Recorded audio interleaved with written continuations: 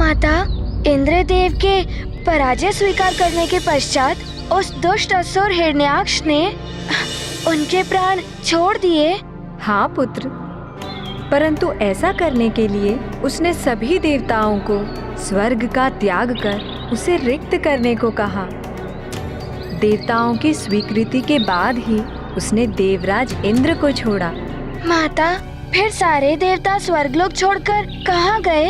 वरुण लोक। उनकी पराजय के पश्चात वरुण देव ने देवराज इंद्र और सभी अन्य देवताओं को वरुण लोक में आश्रय लेने का आमंत्रण दिया, पर इससे हिरण्याक्ष की क्रोध की ज्वाला वरुण देव पर केंद्रित हो गई। वो बलपूर्वक वरुण लोक के भीतर प्रवेश कर गया।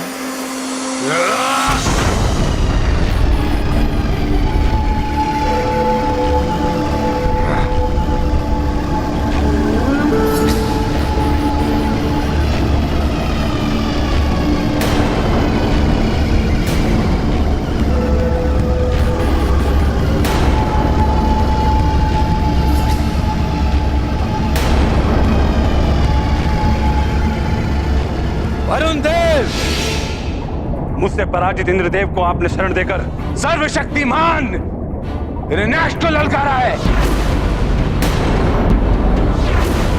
और अब आपको अपने पौरुष का परिचय देने का समय आ गया है। समस्त सागरों के तथाकथित देवता, आइए और मेरे सम्मुख आकर अपने इस कृत्य के परिणाम को भुगतिए, अन्यथा आपके इस हिमित वरुण लोक को अपनी क्रोधाग्नि से पिघलाकर ध्वस्त कर देगा ये सर्वशक्तिमान हिरण्याक्ष।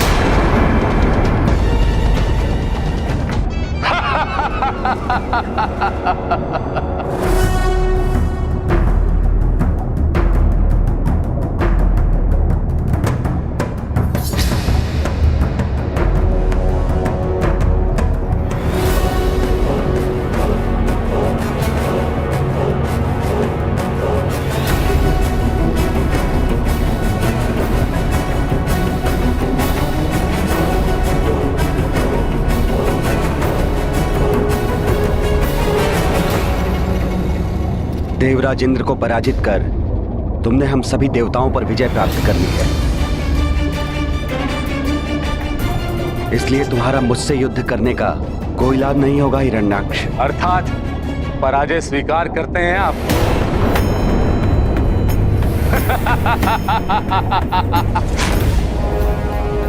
सर्वशक्तिमान हिरण्याक्ष से युद्ध किए बिना ही समर्पण कर रहे हैं? तुमसे युद्ध करने की क्षमता मुझ में नहीं है, परंतु अपनी शक्ति पर इतना दम तुम्हारे लिए उचित नहीं है। शक्ति के अखंड रूप से अभी तुम्हारा परिचय नहीं हुआ। अच्छा, अभी तक तो इन तीनों लोकों में ऐसा कोई भी योद्धा नहीं मिला है जो सर्वशक्तिमान हिरण्याक्ष की शक्ति का सामना कर सके। क्योंकि अभी तक तुम्हें अनंत शक्ति स्वरूप श्री हरि के दर्शन प्राप्त नहीं हुए।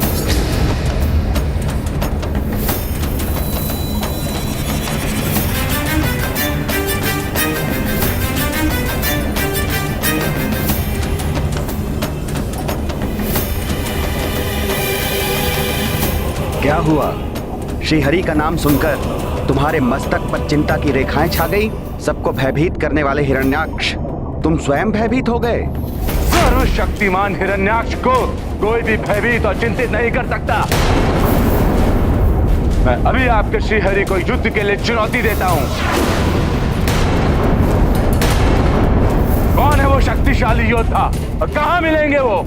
अवश्य, तुम्हारे काल के रूप में वो शीघ्र ही तुम्हें प्रत्यक्ष दर्शन देंगे। तीनों लोकों में दुष्कर्म कर तुमने अपने पापों का बोझ बढ़ा लिया है। भूदेवी तुम्हारे अत्याचारों से त्रस्त है। तुम जैसे पापी के कारण श्री हरि प्रभु नारायण भूदेवी को संतप्त नहीं रहने देंगे। मेरी चिंता मत करिए वरुण देव, मैं शीघ्र ही आपके श्री हरि को ढूंढकर इंद्रदेव और आपके समान उन्हें भी पराजय स्वीकार करने के लिए बाध्य कर दूंगा।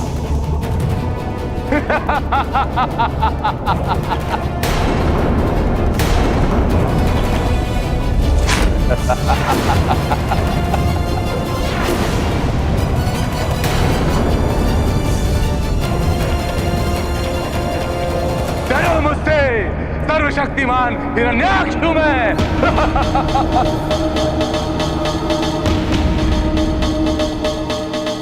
माता, क्या हिरण्याक्ष को प्रभु विष्णु जी का कुछ भी स्मरण नहीं रहा? मेरा अर्थ है वो पूर्व जीवन में बैकुंठ निवास के द्वारपाल थे। उन्हें सदा प्रभु विष्णु जी का सानिध्य प्राप्त था। नहीं पुत्र, जन्म प्राप्त कर जीवलोक में आते ही पूर्व जीवन की समस्त स्मृतियां मिट जाती हैं। साथ रह जाते हैं मात्र उस जीवात्मा के अच्छे और बुरे कर्म, जिसका प्रभाव उसके वर्तमान जीवन पर होता है। हिरण्याक्ष का यह जीवन उसके पूर्व जन्म की भूल का दंड था और इस जीवन में भी पाप कर्म कर उसका जीवन अपने विनाश की ओर अग्रसर था। तो उसने प्रभु श्री हरि से मिलने के लिए क्या किया माता? प्रभु श्री विष्णु जी से मिलकर उनसे युद्ध करने के लिए आतुर हिरण्याक्ष ने पृथ्वी के जीवों पर अत्याचार बढ़ा दिए। उन्हें भिन्न भिन्न प्रकार से प्रताड़ित करने लगा।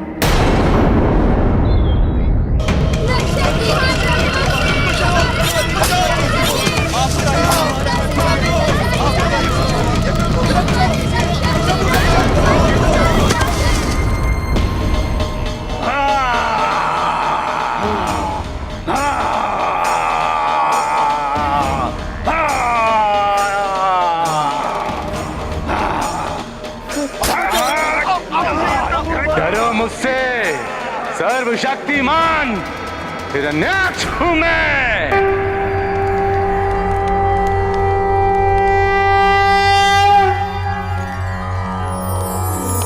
ओम सहनाववतु सहनौ भुनक्तु सह वीर्यं करवावहे तेजस्विनावधीतमस्तु मा विद्विषावहे।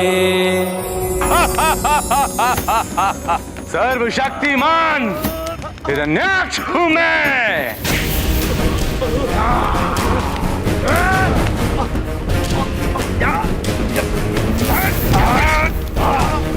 किसी को मत छोड़ना।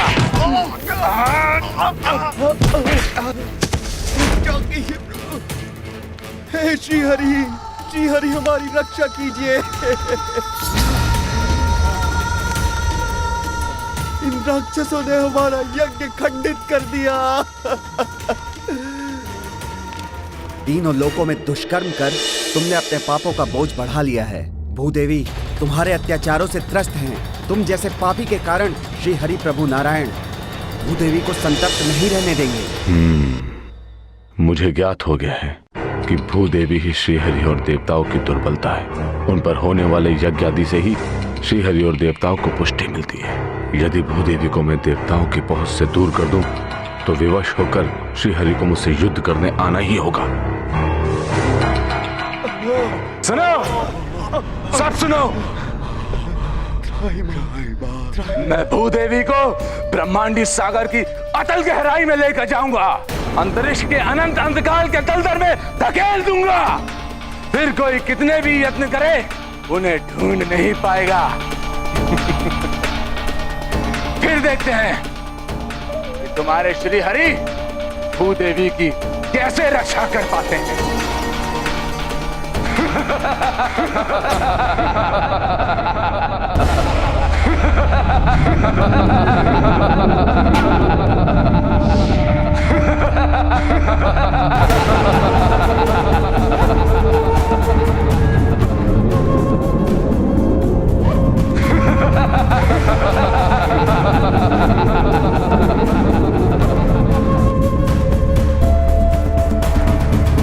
श्री विष्णुवे नमः। श्री विष्णुवे नमः। ओम श्री विष्णुवे नमः। ओम श्री विष्णुवे नमः। ओम श्री विष्णुवे नमः। ओम श्री विष्णुवे नमः।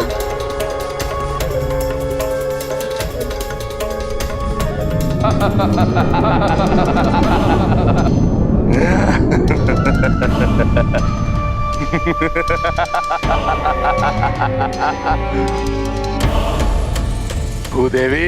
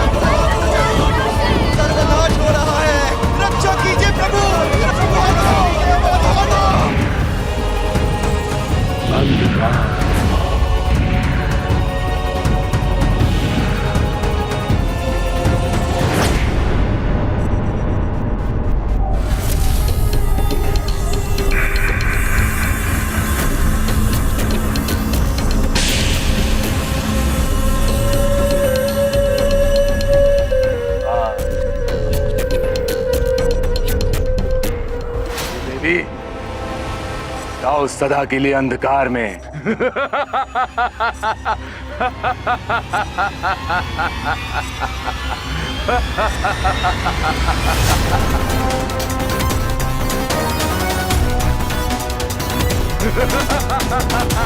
हे श्री हरि, हे प्रभु नारायण रक्षा कीजिए, हे प्रभु रक्षा कीजिए, रक्षा कीजिए, रक्षा कीजिए, हे प्रभु रक्षा कीजिए, रक्षा कीजिए। सर्वशक्तिमान हिरण्याक्ष हूं मैं। और कोई है सृष्टि में जो मुझसे युद्ध करे, जो मेरा सामना कर सके? आओ श्री हरि, आओ युद्ध करो मुझसे, मैं तुम्हें चुनौती देता हूं।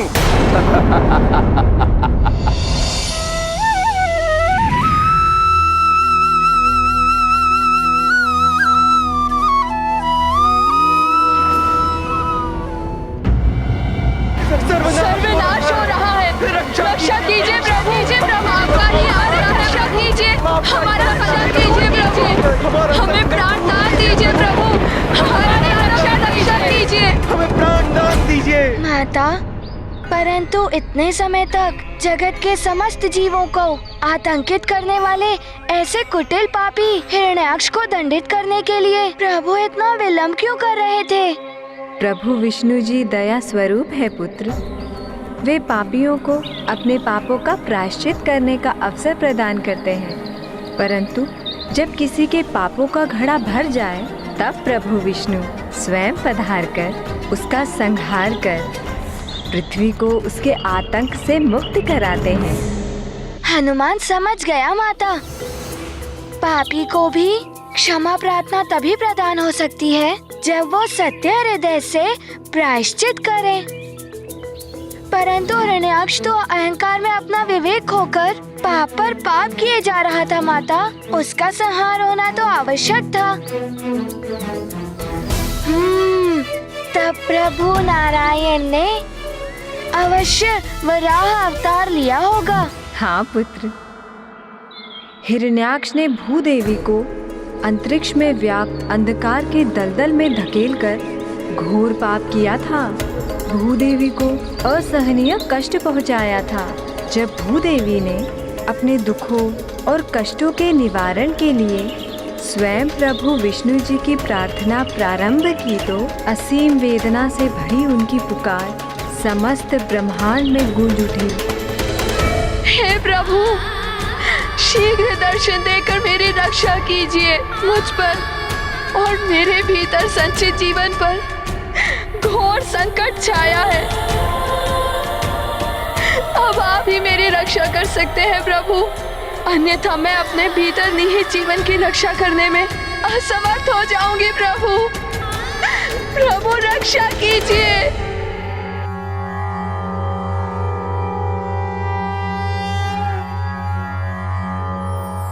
हे प्रभु रक्षा कीजिए। नमः क्षीराभिलाषाय नागपर्यङ्कशायने नमः श्रीकर संस्पृष्ट दिव्यपादाय विष्णवे नमस्ते योगनिद्राय योगान्तर्भाविताय च तार्क्षासनाय देवाय गोविन्दाय नमो नमः। नमः क्षीराब्धिकल्लोल स्पृष्टमात्राय शार्ङ्गिणे नमो रविन्द्रपादाय पद्मनाभाय विष्णवे भक्तार्चित सुपादाय नमो योगप्रियाय वै शुभांगाय सुनेत्राय माधवाय नमो नमः।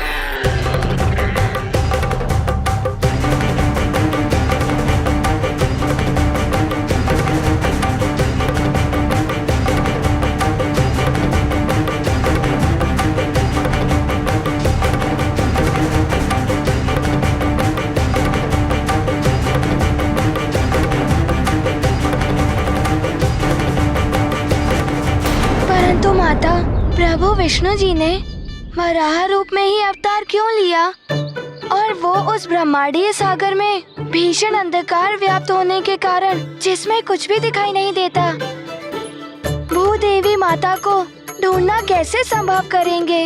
पुत्र हनुमान, प्रभु विष्णु जी की लीला अकारण नहीं होती। सघन कीचड़ में विचरण करने वाला वराह दृष्टि का नहीं, अपितु गंध का अनुभव करने की अपनी असीम क्षमता से वे जीवन में अपना मार्ग प्रशस्त करते हैं। इसीलिए प्रभु विष्णु देव ने भूदेवी को ढूंढने के लिए वराह रूप धारण किया और उनकी सुगंध का पीछा करते हुए वे ब्रह्मांड के अनंत अंधकार के दलदल में प्रविष्ट हुए।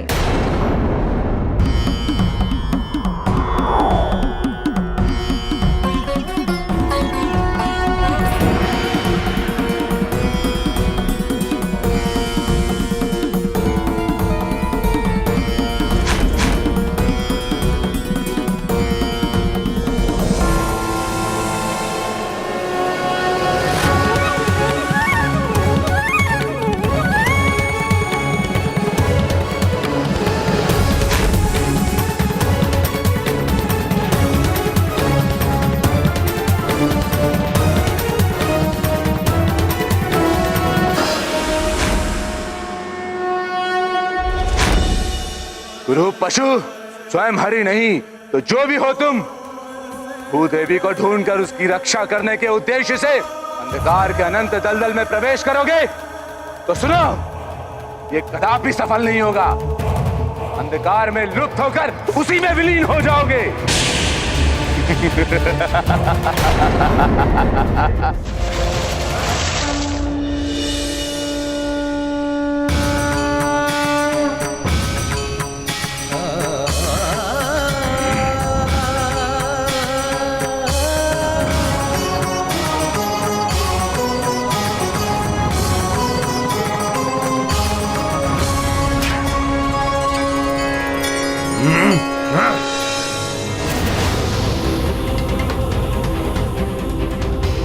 मुझसे मेरी इच्छा के विरुद्ध चुनौती देने का दुस्साहस किया, दंड दूंगा तुझे, संहार करूंगा तेरे शरीर का, गुरु पशु।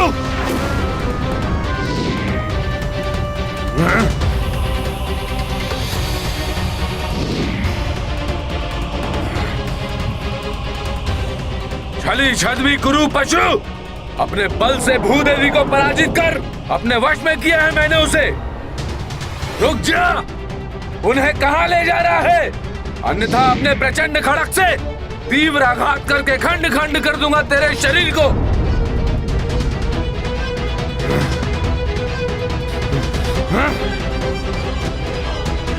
तुम्हारा मुझसे बचकर निकल जाना असंभव है, तुझे छोड़ूंगा नहीं। सामना करो मेरा, युद्ध करो सर्वशक्तिमान योद्धा हिरण्याक्ष से। भूदेवी पर सिर्फ मेरा अधिकार है, यदि साहस है तो पराजित करो मुझे और ले जाओ उसे अपने साथ।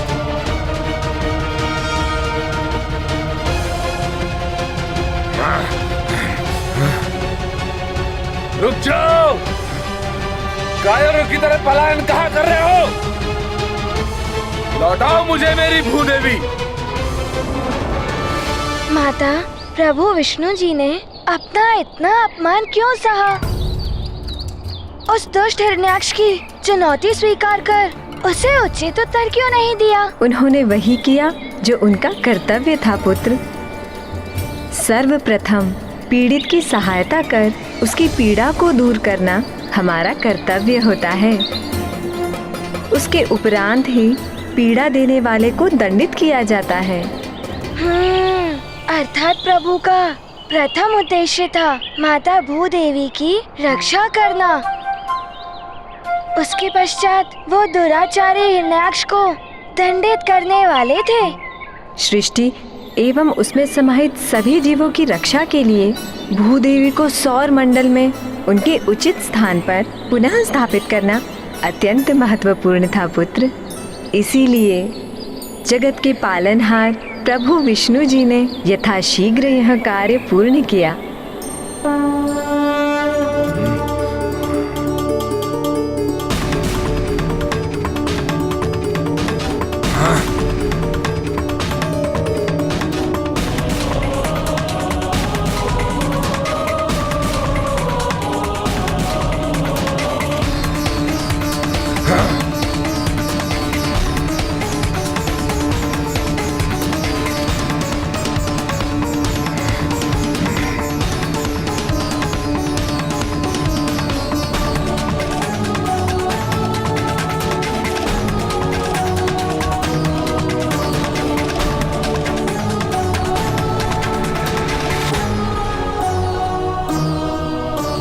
अब मुझसे बचकर कहां जाओगे कायर पशु?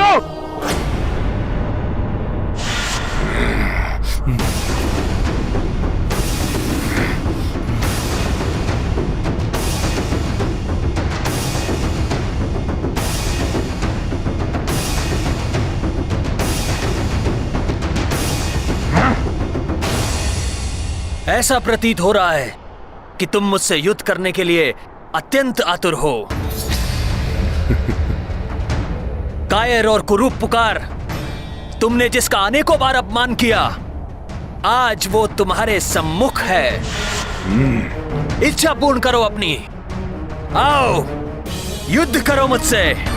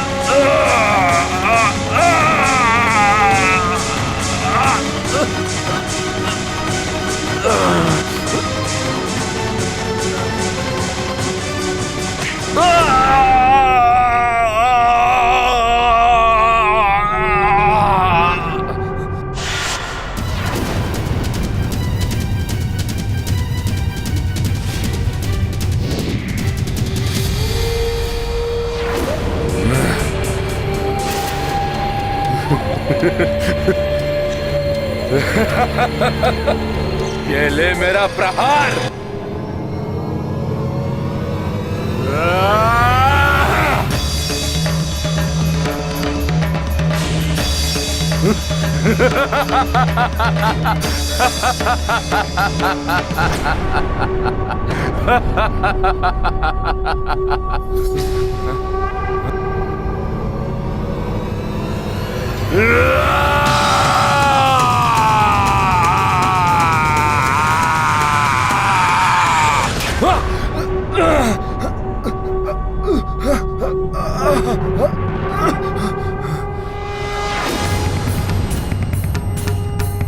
बस इतनी ही शक्ति है तुम में हिरण्याक्ष। इसी शक्ति का दंभपूर्ण प्रदर्शन कर तुम समस्त जीवन स्वयं को सर्वशक्तिमान होने का ढिंढोरा पीटते रहे।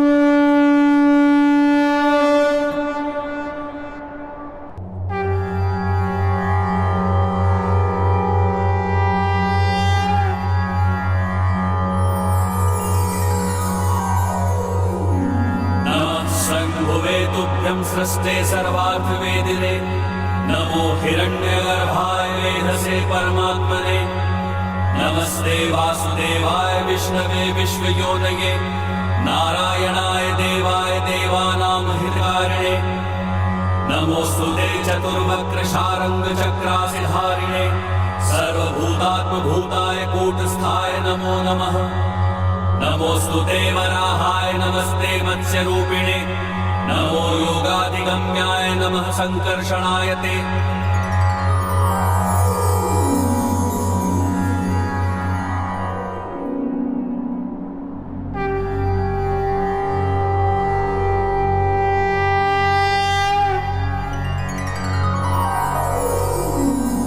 नमोस्तुते वराहाय नमस्ते मत्स्यरूपिणे नमो योगाधिगम्याय नमः संकर्षणाय ते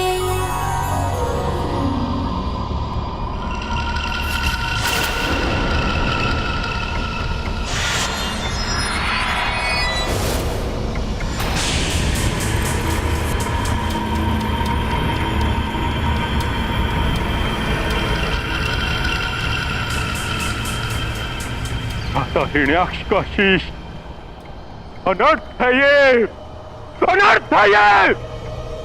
किसने किया मेरे रुद्र का वध करने का भयंकर अपराध? किसने किया?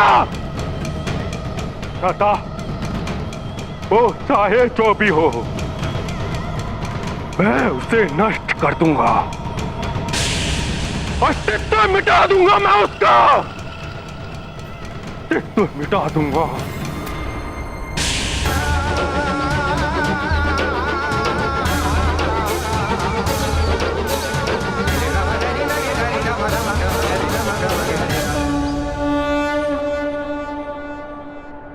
बुरे कर्मों का परिणाम सदैव बुरा ही होता है। तो क्या माता, शीश कट जाने से असुर राहु की मृत्यु हो गई? राहु तो प्रभु के हाथ से अमृत पी चुका था ना? राहु की मृत्यु नहीं हुई थी हनुमान। अमृत पीने के कारण उसका धड़ एवं शीश दोनों ही जीवित रहे। तब उसके धड़ को केतु और शीश को राहु नाम दिया गया और उस दिन से राहु ने चंद्रदेव एवं सूर्यदेव से वैर ठान लिया एवं अपना प्रतिशोध लेने के लिए वे चंद्रदेव एवं सूर्यदेव को निश्चित समय पर ग्रसते हैं, जिसे संसार सूर्य ग्रहण एवं चंद्र ग्रहण कहता है। अब समझा हनुमान सूर्य ग्रहण एवं चंद्र ग्रहण का रहस्य। माता, फिर क्या हुआ? फिर तो असुरों को ज्ञात हो ही गया होगा इस छल के बारे में। वो बिना अमृत लिए कैसे माने माता? वो अमृत लिए बिना कैसे मानते? परिणाम ये हुआ कि देवताओं और असुरों में युद्ध प्रारंभ हो गया, क्योंकि देवता अमृत पान करके पुष्ट एवं अमर हो चुके थे। देवी लक्ष्मी और प्रभु श्री नारायण के आशीर्वाद की शक्ति भी उनके साथ थी। देवताओं ने सहज ही असुरों को परास्त कर दिया। तो ये कथा थी प्रभु श्री नारायण के कूर्म अवतार की। एवं इसी कथा में प्रभु नारायण जी ने देवी मोहिनी का रूप धारण करके असुरों से अमृत की रक्षा की। तो हनुमान, अब ये बताओ कि इस कथा से हनुमान को क्या सीख प्राप्त हुई? मैंने इससे ये सीखा कि यदि दृढ़ इच्छा शक्ति हो तो प्रभु नारायण के कूर्म अवतार की ही भांति अपने पृष्ठ पर मंदराचल पर्वत को रखकर उसे मतवाकर हम समुद्र से अमृत निकलवा सकते हैं। छल से किए गए कार्य का दुष्परिणाम उसे भोगना ही पड़ता है माता, जैसे उस राहु ने भोगा था। सत्य कथन है हनुमान।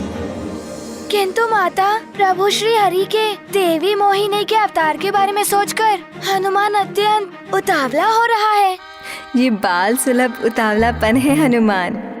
आओ मेरे साथ प्रभु मोहिनी के अवतार की स्तुति गाओ, तुम्हारा मन शांत हो जाएगा। अवश्य माता। हनुमान, अब तुम्हारा मन शांत हो गया ना हनुमान? हाँ माता। तो तुम अब प्रभु श्री नारायण के अगले अवतार के बारे में जानने के लिए प्रस्तुत हो?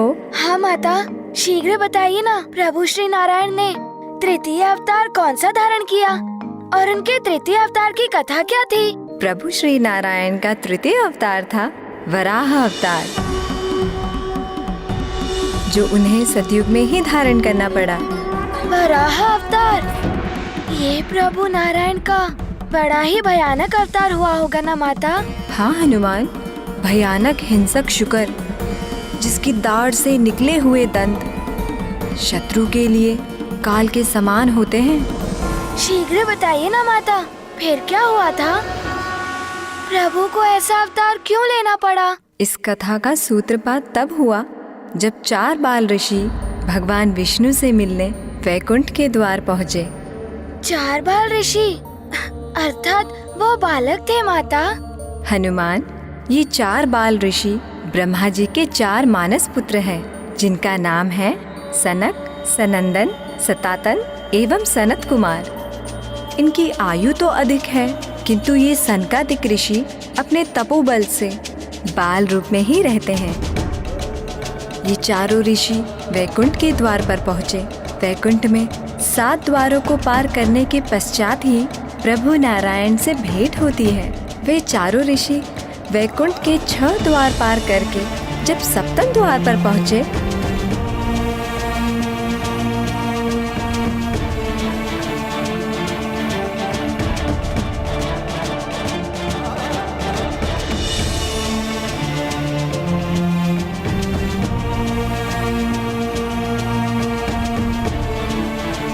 रुक जाइए बाल ऋषियों।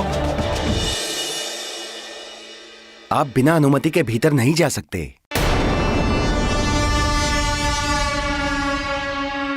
देखिए, हम चारों संकादिक ऋषि हैं। मैं सनक, ये सनातन, ये सनंदन और यह सनत कुमार। हम प्रभु हरि से मिलने आए हैं। कृपया हमें भीतर जाने दें। प्रतीत होता है कि आप चारों बालक भूल से इस ओर चले आए हैं। ये कोई क्रीड़ा स्थल नहीं, वैकुंठ है। हमें ज्ञात है कि ये वैकुंठ है और आप दोनों वैकुंठ के द्वारपाल जय और विजय हैं। देखिए, हमें प्रभु श्री हरि के दर्शन कर लेने दीजिए। ये समय प्रभु के विश्राम का है। हम उनके विश्राम के समय में कोई विपदा नहीं डाल सकते। यदि आपको प्रभु से भेंट करनी है तो आपको प्रतीक्षा करनी होगी। उचित है, तो हम यही उनकी प्रतीक्षा कर लेते हैं। प्रभु के विश्राम करने की बात सुनकर चारों बाल ऋषि वैकुंठ के द्वार पर ही बैठकर ध्यान लीन हो गए। दिन व्यतीत हो रहे थे, किंतु वे उसी प्रकार प्रतीक्षा में बैठे रहे।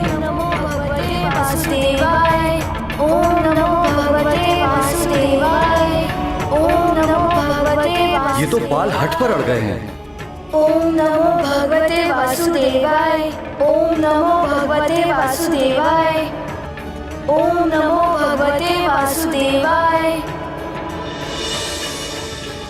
ये चारों तो जाने का नाम ही नहीं ले रहे हैं। देखिए, आप बहुत दिनों से यहीं बैठे हुए हैं। ये कोई विश्राम स्थल या तप स्थल नहीं है। अतः आप चारों ये बालहट छोड़कर जहाँ से आए थे वहीं लौट जाइए। और ईश्वर की इच्छा हुई तो आपकी भेंट उनसे हो ही जाएगी, किंतु इस तरह आप यहाँ बैठकर अपना समय नष्ट न करें। और वैसे भी आपकी आयु अभी तप या प्रभु दर्शन की नहीं, क्रीड़ा करने की है।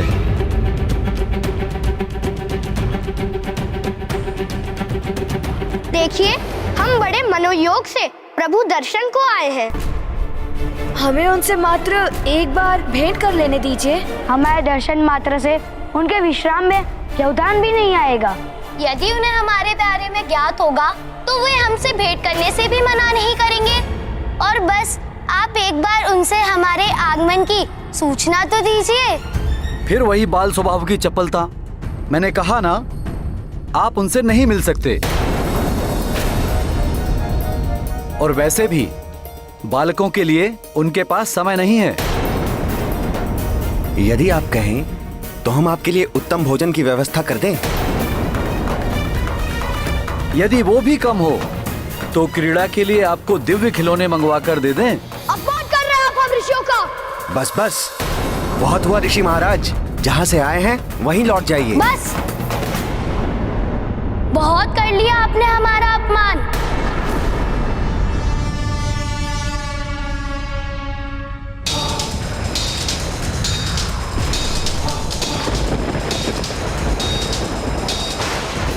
जय विजय, प्रभु के द्वारपाल तो बन गए हैं आप, किंतु प्रतीत होता है कि आपने अपने ज्ञान के द्वार बंद कर रखे हैं।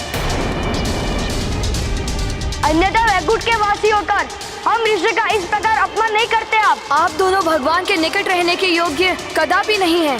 हम ऋषियों का परिहास करके आप दोनों ने अपनी आसुरी वृत्ति का परिचय दिया है। हम तुम्हें शाप देते हैं, अपनी इसी आसुरी वृत्ति के साथ तुम दोनों पृथ्वी पर जन्म लोगे और जन्म मृत्यु के बंधन में बंधे रहोगे।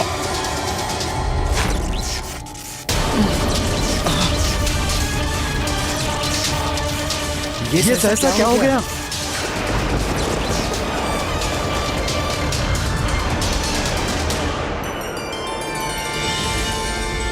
प्रभु। प्रणाम प्रभु। सनकादिक ऋषि, मेरे लोक में आप ऋषियों का स्वागत है। प्रणाम सनकादिक ऋषि, आपका यहाँ आना सुखद है।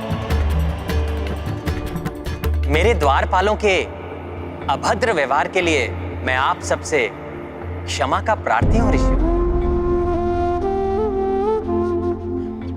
प्रभु, क्षमा मांगकर हमें लज्जित ना करें।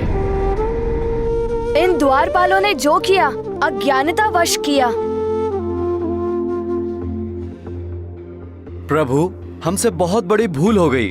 हम ऋषिवरों की तेजस्विता को नहीं पहचान पाए प्रभु। हमने बालक समझकर इनसे अभद्रता की, जिसके फलस्वरूप हम इनके श्राप के भागी हो गए हैं।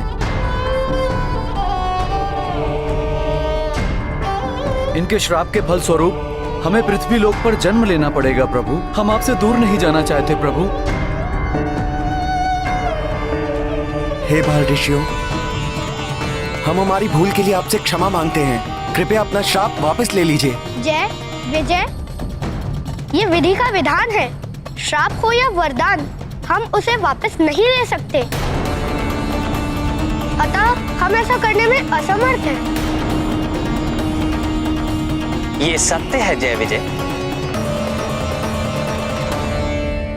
कि सनत कुमारों के द्वारा दिया गया श्राप वापस नहीं हो सकता। तुम दोनों को पृथ्वी पर जन्म लेना ही होगा, किंतु हम तुम्हें इसके लिए विकल्प अवश्य दे सकते हैं। या तो तुम 7 जन्मों के लिए मेरे महाभक्त बनकर पृथ्वी पर जन्म लो, या फिर 3 जन्मों के लिए मेरे घोर शत्रु बनकर पृथ्वी पर जन्म लो। उसके पश्चात तुम वापस वैकुंठ में मेरे द्वारपाल बनकर सदा मेरे साथ रह पाओगे। किंतु अब ये तुम पर है कि तुम कौन सा विकल्प चुनते हो।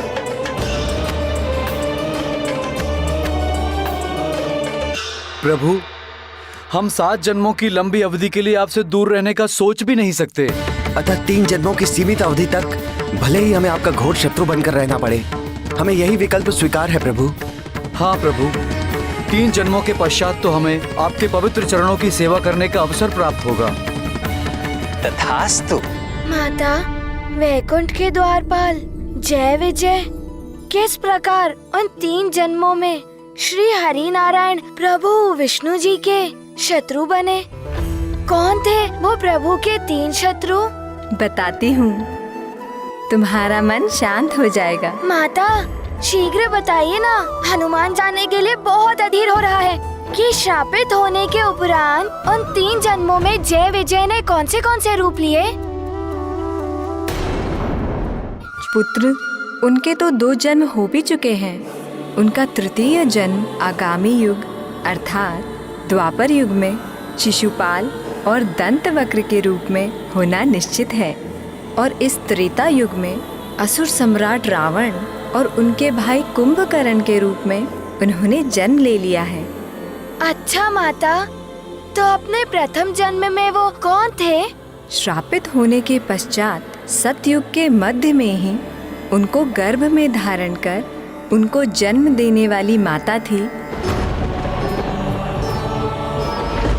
ऋषि कश्यप की पत्नी दिति ने जय विजय के रूप में श्री नारायण के शत्रु हिरण्यकश्यपु और हिरण्याक्ष को जन्म दिया।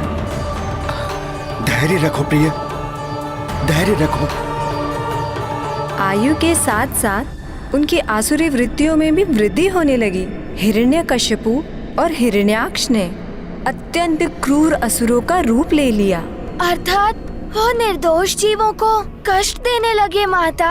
हाँ पुत्र, अपने इसी स्वभाव के कारण उनका व्यवहार जगत पालक प्रभु विष्णु जी के प्रति शत्रुतापूर्ण था। छोटा भाई हिरण्याक्ष तो सदैव उपद्रव करने के लिए आतुर रहता था।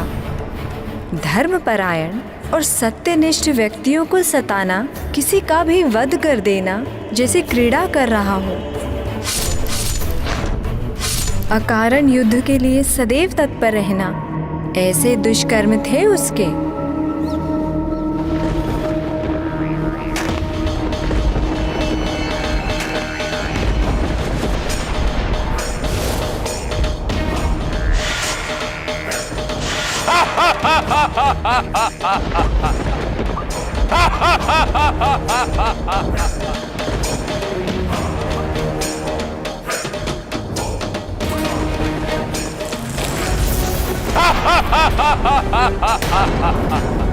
डरो मुझसे, सर्वशक्तिमान हिरण्याक्ष हूं मैं।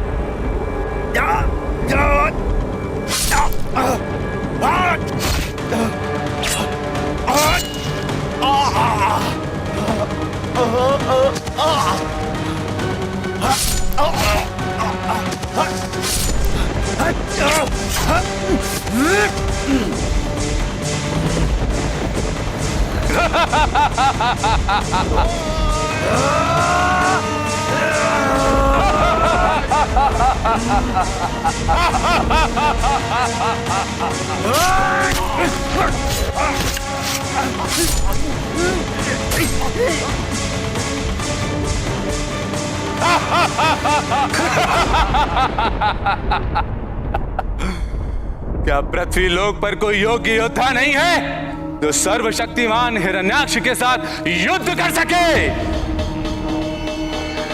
परंतु एक उत्तम विचार आया है मेरी बुद्धि में कि इंद्रदेव से युद्ध करके उनकी शक्ति की परीक्षा लूं मैं।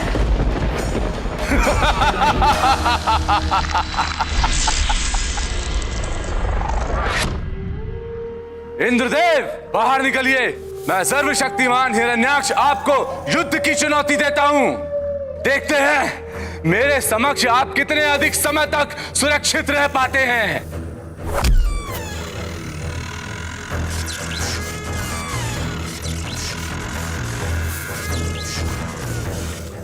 उत्तंडासुर, इंद्रलोक पहुंचकर देवराज इंद्र को चुनौती देने का दुस्साहस कैसे किया तुमने? चुनौती तो प्रारंभ मात्र है इंद्रदेव। मैं अपनी शक्ति से आपको धूल दूसरित कर दूंगा। यदि आप में शक्ति और साहस है तो युद्ध करिए मुझसे। सर्वशक्तिमान हिरण्याक्ष के समक्ष कुछ अवधि तक तो टिक कर दिखाइए।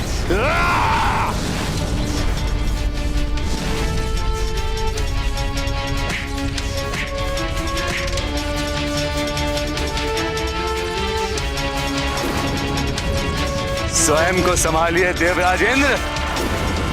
युद्ध कौशल और बल में इससे कहीं अधिक श्रेष्ठता की अपेक्षा की थी इस सर्वशक्तिमान हिरण्याक्ष ने।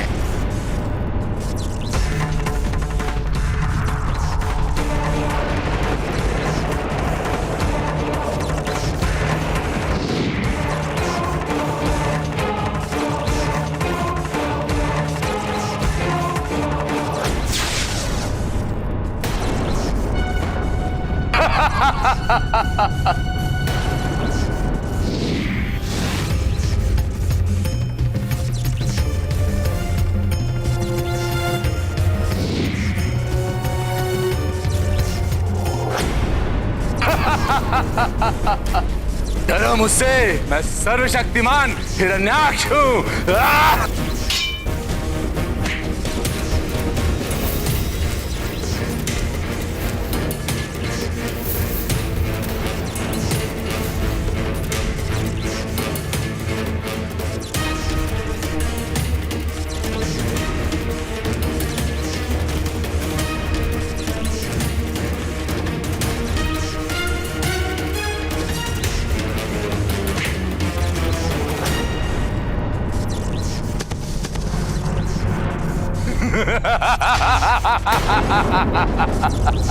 पराजय स्वीकार करते हैं इंद्रदेव, या प्राणघाती प्रहार करूं आप पर?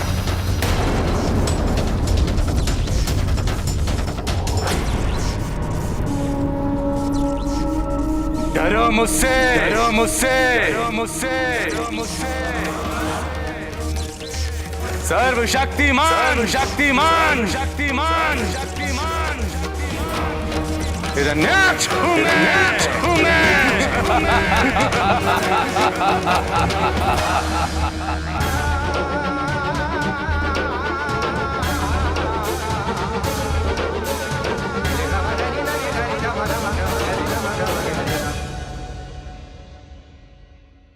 शक्ति का अभिमान पतन का कारण बनता है।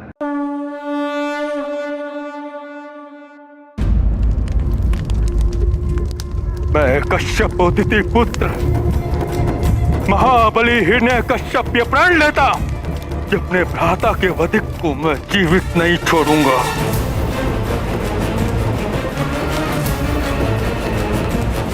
नहीं छोड़ूंगा जीवित।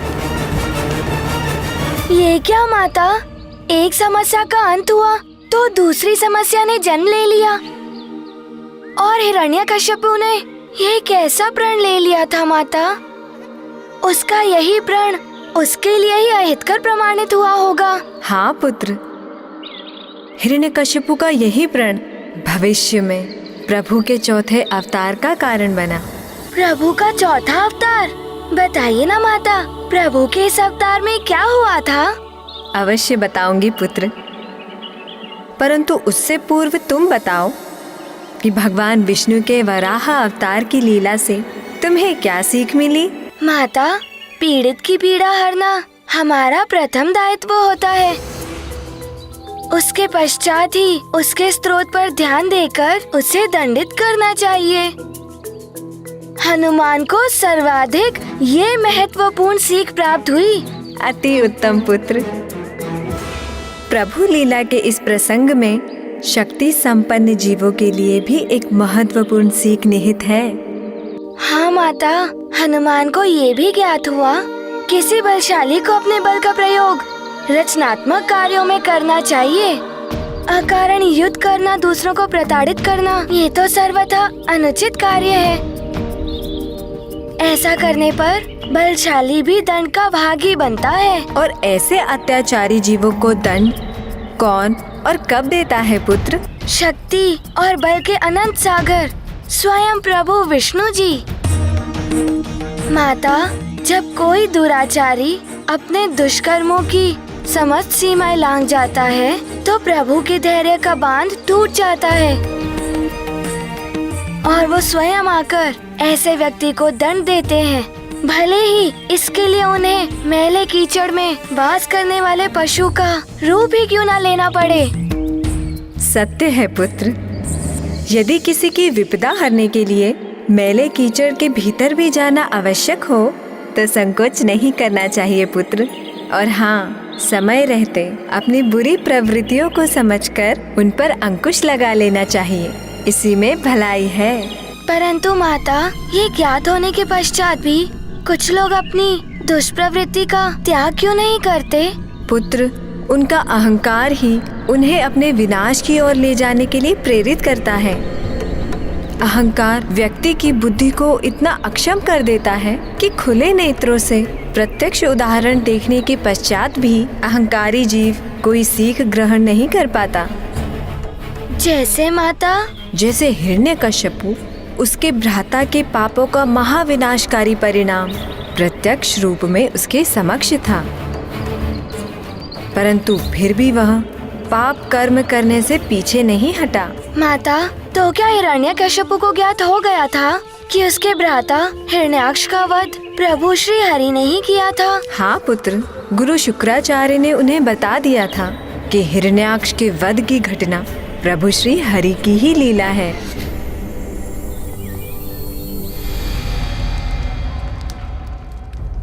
हरी लीला, हरी लीला, बहुत देख ली हरी लीला। अब मैं उस हरि को हिरण्यकश्यप लीला दिखाकर उसे उसकी समस्त लीलाएं भुला दूंगा, सर्वनाश कर दूंगा उसका मैं, इस संसार से नाम तक मिटा दूंगा उसका मैं। यथाशीघ्र जाकर उस हरि को पराजित करूंगा मैं। सावधान पुत्र, तुम्हारे अति बलशाली भ्राता का शीश तुम्हारे समक्ष पड़ा है, जिसे श्री हरि ने इतनी निर्ममता से उसके धड़ से अलग कर दिया है। फिर भी प्रभु श्री हरि की अपार दिव्य शक्ति का अनुमान नहीं लगा पा रहे हो तुम। पुत्र, यदि तुम्हें श्री हरि के समक्ष अपने आप को जीवित रखना है तो उनसे युद्ध से पूर्व सृष्टि के रचयिता ब्रह्मा जी से अमृत का वरदान प्राप्त करो। चित कथन है आपका। अवश्य कोई असाधारण शक्तियों से संपन्न योद्धा ही हिरण्याक्ष का वध कर सकता था। अपने शत्रु की शक्तियों को कभी कम नहीं आंकना चाहिए। मैं यथाशीघ्र जाकर प्रभु श्री ब्रह्मा जी को प्रसन्न करने के लिए तपस्या प्रारंभ करता हूं।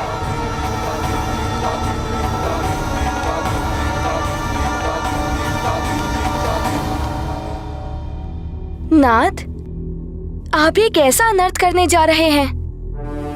मुझे ऐसी अवस्था में एकाकी छोड़कर आप तप के लिए कैसे प्रस्थान कर सकते हैं? ऐसी अवस्था अर्थात क्या हुआ है आपको देवी के याद?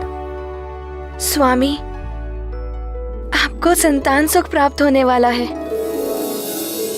आप पिता बनने वाले हैं।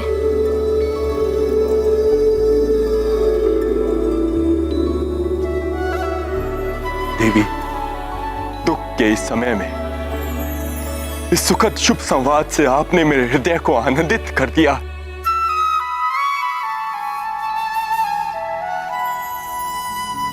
देवी, इसके लिए मैं आपका धन्यवाद करता हूं।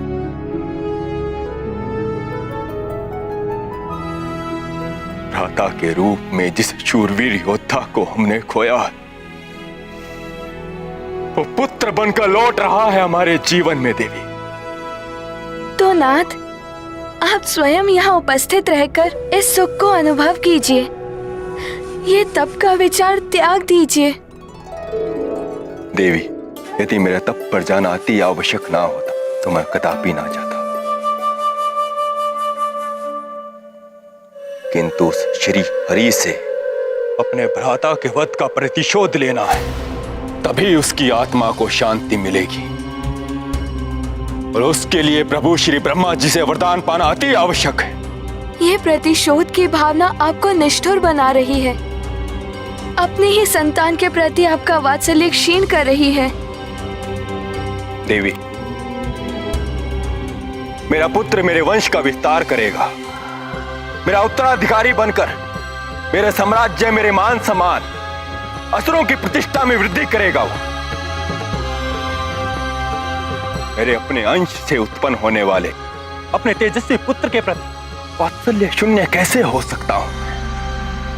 तो प्रमाणित कीजिए अपना वात्सल्य, अपना पिता धर्म, और कह दीजिए कि आप नहीं जाएंगे वन और यही मेरे साथ रहकर अपने पुत्र के जन्म का सुख भोगेंगे। देवी, हम हिरण्यों के लिए हमारी प्रतिष्ठा सर्वोपरि है।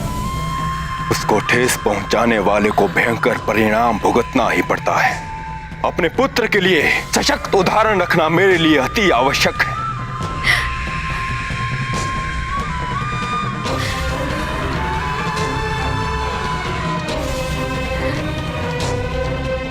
इसलिए मेरा मार्ग अवरुद्ध मत कीजिए देवी। मुझे विश्वास है अपने पुत्र के जन्म से पूर्व मैं प्रभु श्री ब्रह्मा जी से वरदान प्राप्त कर लौट आऊंगा और अपने पुत्र के जन्म के उपरांत असुरों के चिर शत्रु श्री हरि का सर्वनाश कर उसके मस्तक का मुकुट उपहार के रूप में अपने पुत्र को क्रीड़ा के लिए दूंगा।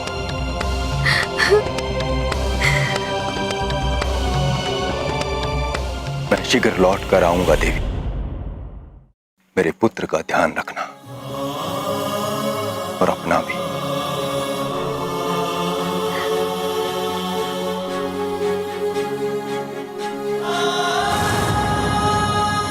ये शत्रुता सदैव असुर कुल के लिए अहितकर परिणाम लेकर आई है, परंतु इन पुरुषों को समझाना कहाँ संभव है। माता, क्या हिरण्यकश्यपु प्रभु नारायण के पास जाकर उनसे युद्ध करने के लिए इतना कटिबद्ध था कि अपनी कुट युक्ति से जनित कुटिल योजना को भी क्रियावंती भी कर दिया था? हाँ पुत्र, परंतु दुर्भाग्यवश जब इंद्रदेव को यह ज्ञात हुआ कि हिरण्यकश्यपु कठोर तपस्या करने वाला है, तब उन्होंने भी एक अरुचिकर योजना रची। मुझे विश्वास है कि वो दुष्ट असुर स्वर्ग पर अपना आधिपत्य स्थापित करने के लिए ही तप करने जा रहा है। इन लालची असुरों की दृष्टि सदैव हमारे स्वर्ग पर ही होती है, परंतु यदि वो कपटी अपनी योजना कर सकता है तो उसे विफल करने के लिए मैं देवराज इंद्र भी योजना बना सकता हूं। सुनिए सब, हिरण्यकश्यप की अनुपस्थिति का लाभ उठाकर उसके सभी शक्तिशाली राक्षसों का संहार करेंगे। उसकी पत्नी क्याधु को कारागार में बंदी बनाकर जन्म के साथ ही उसके पुत्र का अंत सुनिश्चित करें। सेना विहीन और पुत्र मृत्यु के समाचार से शोकाकुल हिरण्यकश्यपु युद्ध करने में अशक्त हो जाए और तब में सफल होकर लौटने का भी उसे कोई लाभ नहीं होगा। परंतु माता, ये तो अनुचित है। उस अजन्मे नवजात शिशु का क्या दोष था? फिर देवराज इंद्र ने ऐसी घृणित योजना क्यों बनाई? हाँ, यह सर्वथा अनुचित था पुत्र, परंतु शत्रु का भय श्रेष्ठ पुरुषों में भी ऐसे पतित विचारों को जन्म दे देता है और उन्हें अन्यायपूर्ण अनैतिक कृत्य करने पर बाध्य कर देता है। माता, क्या देवताओं ने अपनी योजना पर पूर्ण विचार नहीं किया? अपनी योजना अनुसार उन्होंने हिरण्यकश्यपु के पुत्र का वध कर दिया। नहीं पुत्र, देवताओं के सौभाग्य से देव ऋषि नारद ने इंद्रदेव की इस योजना का विरोध किया। देवताओं द्वारा इतना भीषण पाप हो उन्हें स्वीकार नहीं था, इसीलिए इधर इंद्रदेव ने महारानी क्याधु का अपहरण किया और उधर देव ऋषि नारद ने इंद्रदेव को अपनी भूल का बोध करवाया। माता, फिर देवराज इंद्र ने क्या किया? इंद्रदेव को अपनी भूल का बोध हुआ तो वे उसकी अनिष्टकारी परिणाम की मात्र कल्पना से ही इतने आतंकित हो गए कि वो क्याधु को देवर्षि नारद के पास ही छोड़ गए। फिर माता? फिर अपनी संतान के जीवन के प्रति चिंतित क्याधु को देवर्षि नारद ने अपने आश्रम में शरण दी, जहाँ सदैव श्री हरि का नाम ध्वनित होता था। उनके ही भजन गाए जाते थे, उन्हीं की अनुपम लीला का वर्णन होता था। सौभाग्य से उस वातावरण में व्याप्त भक्ति को वो शिशु अपनी माता के गर्भ में ही सीख रहा था।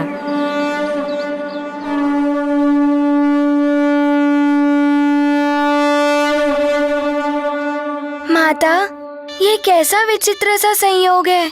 एक और पिता अपनी आसुरी वृत्ति के अनुरूप श्री हरि नारायण से अपनी चिर शत्रुता निभाने को आतुर था, और दूसरी ओर उसका पुत्र जन्म से पूर्व ही प्रभु नारायण का परम भक्त बन चुका था। ये भी प्रभु की ही लीला थी हनुमान। पिता पुत्र का यह विरोधाभास, उनका यह संघर्ष भविष्य में भगवान श्री नारायण का प्रभु के अवतार का कारण बना। परंतु माता, आपने ये तो नहीं बताया कि हिरण्यकश्यपु अपनी तपस्या में सफल हुआ या नहीं। हिरण्यकश्यपु इस संपूर्ण घटनाक्रम से अनभिज्ञ घोर तपस्या में लीन था। ओम ब्रह्मदेवाय नमः। ओम ब्रह्मदेवाय नमः। ओम ब्रह्मदेवाय एक पांव पर खड़ा होकर स्वामी की आराधना कर रहा था। उसकी तपस्या दृढ़ और अटूट थी। दिन, सप्ताह, माह बीत गए, परंतु वह एक ही अवस्था में खड़े होकर एकाग्रचित्त होकर तप कर रहा था। उसका मंत्रोच्चारण समय के साथ साथ और भी प्रभावी होता गया। ओम ब्रह्मदेवाय नमः। ओम ब्रह्माय नमः। ओम ब्रह्माय नमः।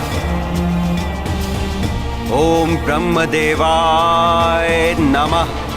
ओम ब्रह्मदेवाय नमः। एक सच्चे भक्त के समान वो घोर तपस्या कर रहा था माता। हाँ पुत्र, और सच्ची भक्ति सदैव फलित होती है। माता, अर्थात ब्रह्मा जी ने उसकी भक्ति से प्रसन्न होकर उसे अमृतत्व का वरदान दे दिया।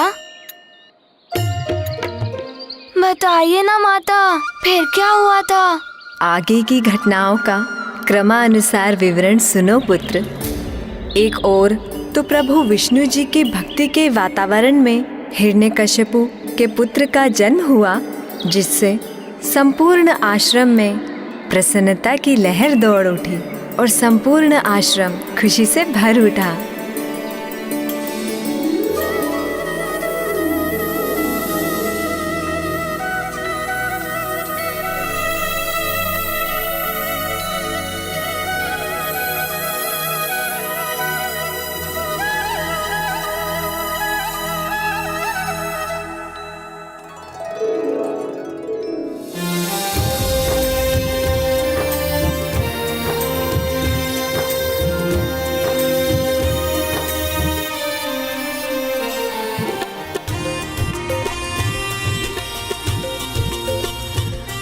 ओम नमो नारायण हरि।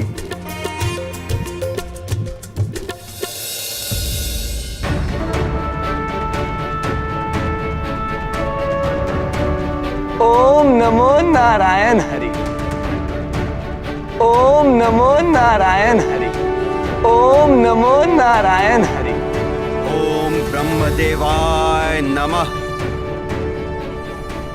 एक और तो प्रभु की कृपा से श्री हरि के भक्त ने जन्म लिया, और दूसरी ओर उस शिशु के पिता को भी उसकी तपस्या का फल प्राप्त होने वाला था। ओम ब्रह्मदेवाय नमः। ओम ब्रह्मदेवाय नमः।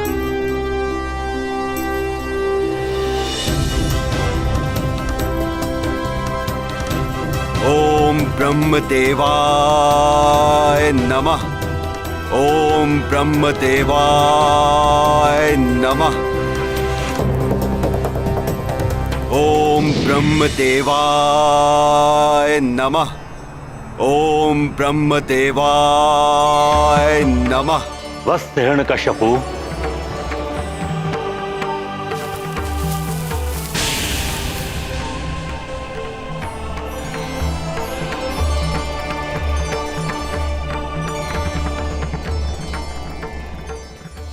प्रणाम प्रभु ब्रह्मदेव। कल्याण हो वत्स।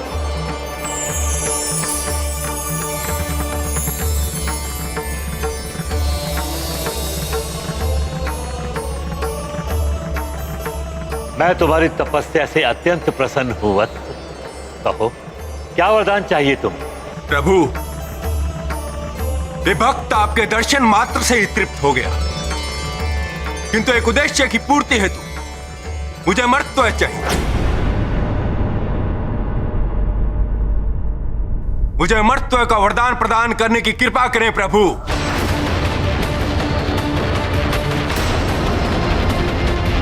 प्रभु, तब में कोई त्रुटि हुई है मुझसे, जिसके कारण मैं अमरत्व की योग्यता प्राप्त नहीं कर सका? नहीं पुत्र, अमरत्व का वरदान देने का अधिकार मुझे भी नहीं है। जीवन मरण प्रकृति के नियम है और मैं भी उनका उल्लंघन नहीं कर सकता। यदि मैं अपनी इच्छा अनुसार वरदान प्राप्त नहीं कर सकता,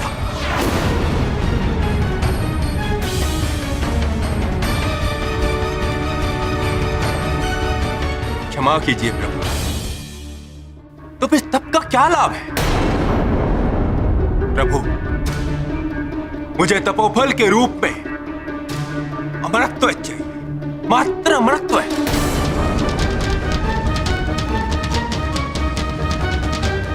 यदि आप मुझे अमरत्व का वरदान नहीं देंगे तो मैं पुनः घोर तप करूंगा, घोर तप। तप करते करते मेरे प्राण निकल जाएं प्रभु, किंतु तपोफल के रूप में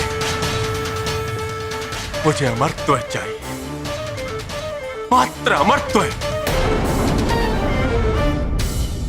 माता, तपोफल तो देना ही पड़ता है, किंतु ब्रह्मा जी ने उसे अमर होने का वरदान दिया था।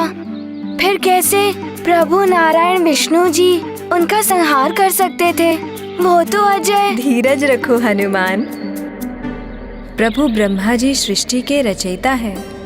वे विधि के विधान के विरुद्ध कोई भी कार्य नहीं कर सकते, और विधि का विधान है जिसका जन्म हुआ है उसकी मृत्यु निश्चित है। और इसीलिए उन्होंने हिरण्यकश्यपु को अमरत्व का वरदान नहीं दिया पुत्र। तुम्हें और तप करने की आवश्यकता नहीं है पुत्र, तुम तपोफल के अधिकारी हो चुके, किंतु मैं तुम्हें अमरत्व का वरदान देकर सृष्टि का विधान नहीं बदल सकता। हाँ, यदि तुम चाहो तो अपनी मृत्यु को बाधित कर सकते हो।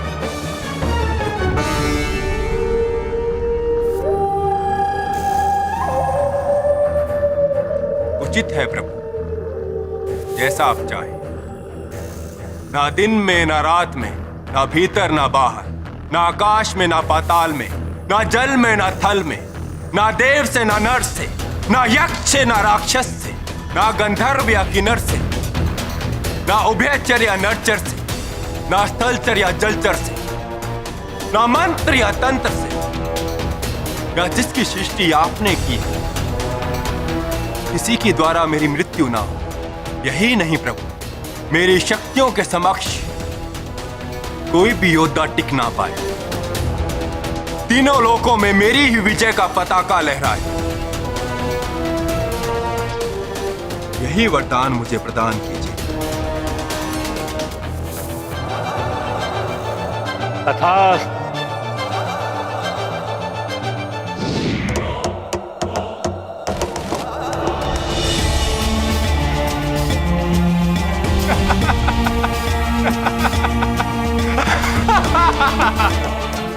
प्रभु, ऐसा प्रतीत होता है आप मेरी कविताओं में उलझ गए। आप ये जान ही नहीं पाए कि मैंने आपसे क्या मांग लिया। बल में सर्वोपरि, तीनों लोगों का सम्राट, बाधित मृत्यु के रूप में अमरता का वरदान। सर्वशक्तिमान हो गया ये हिरण्यकश्यप, सर्वशक्तिमान। अवध्य हो गया हूं मैं, अवध्य, सर्वथा अवध्य।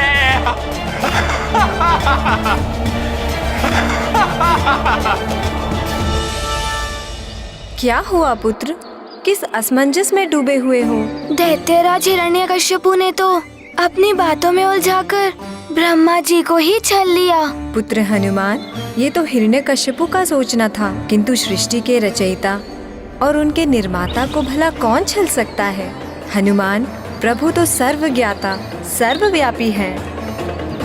जो कुछ भी हो रहा है या भविष्य में होने वाला है, सब प्रभु की ही लीला है।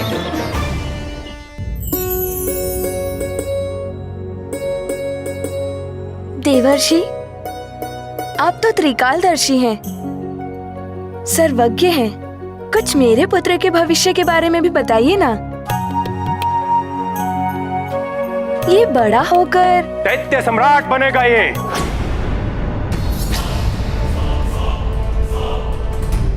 महाबली असुरराज बनेगा मेरा पुत्र। स्वामी, तीनों लोकों पर शासन करेगा मेरा पुत्र।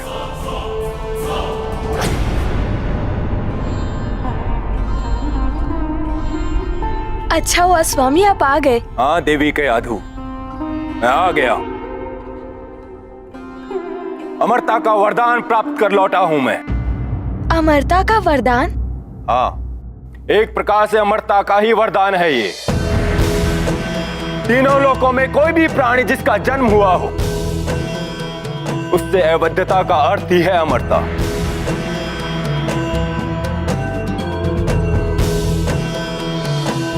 देवी, ये मेरे घोर तप का परिणाम तो है ही, किंतु इसमें वो सौभाग्य भी सम्मिलित है जो मेरा पुत्र लाया है मेरे लिए।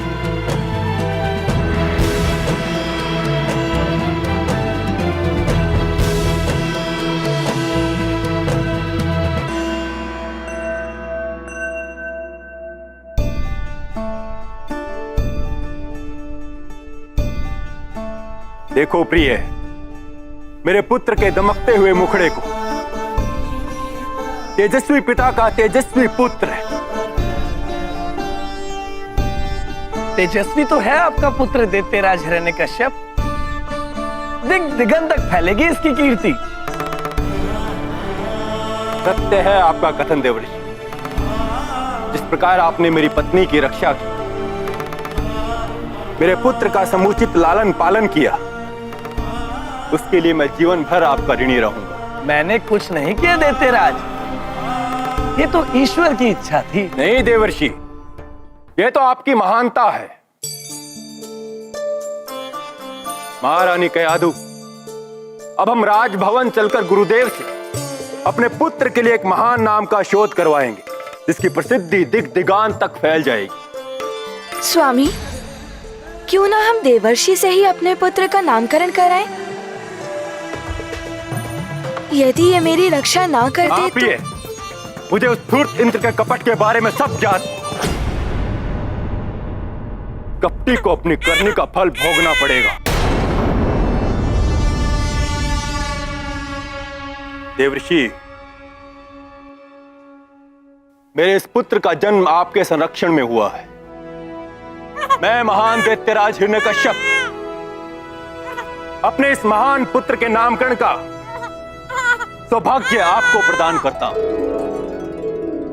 दैत्यराज, आपके पुत्र के जन्म लेने से मात्र आपके और महारानी कयाधु के जीवन में ही उल्लास एवं आनंद नहीं आया, मेरा आश्रम भी एक अपूर्व आह्लाद से भर उठा था। और आह्लाद से भर उठा संपूर्ण दैत्य वंश। हाँ दैत्यराज, अतः आपके पुत्र के लिए सबसे उपयुक्त नाम होगा प्रहलाद।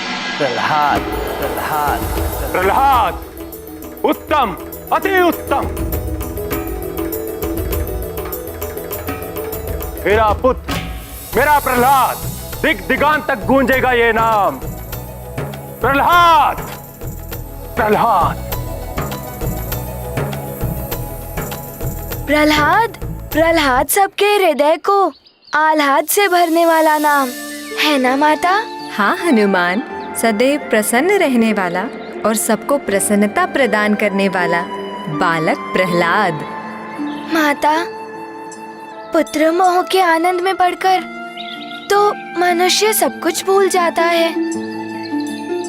दैत्यराज हिरण्यकश्यपु भी अपनी शत्रुता आदि भूल ही गए होंगे। काला रंग हो या कलुषित हृदय, उनमें कितना भी उजला रंग मिल जाए या उजले विचार, उनकी कालिमा कभी भी समाप्त नहीं होती। अपने पुत्र का आनंददायी मुखड़ा क्रूर हृदय हिरण्यकश्यपु को अपनी शत्रुता भुला नहीं सका। वो अपनी पत्नी एवं पुत्र को महल में ही छोड़कर तीनों लोक पर विजय प्राप्त करने के लिए निकल पड़ा और उसका सर्वप्रथम लक्ष्य था भगवान विष्णु जी का धाम।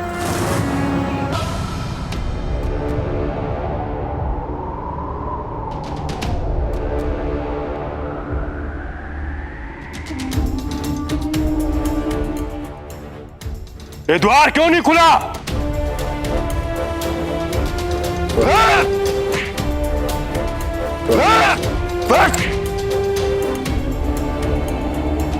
वो हिरण्यकश्यप के भय से द्वार बंद कर लिया छलिया विष्णु। आज समस्त ब्रह्मांड में तुम्हें मुझसे कोई नहीं बचा सकता। मेरे भ्राता हिरण्याक्ष के वधिक आज मैं तुम्हारा वध करूंगा। यदि साहस है तो मेरे समक्ष आ।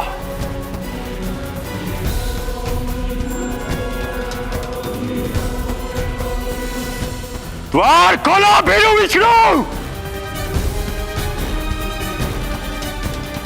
तुम क्या सोचते हो छलिया विष्णु? तुम्हारा ये द्वार तुम्हारी मुझसे रक्षा कर लेगा? मेरा एक ही वार इसे चूर चूर कर देगा।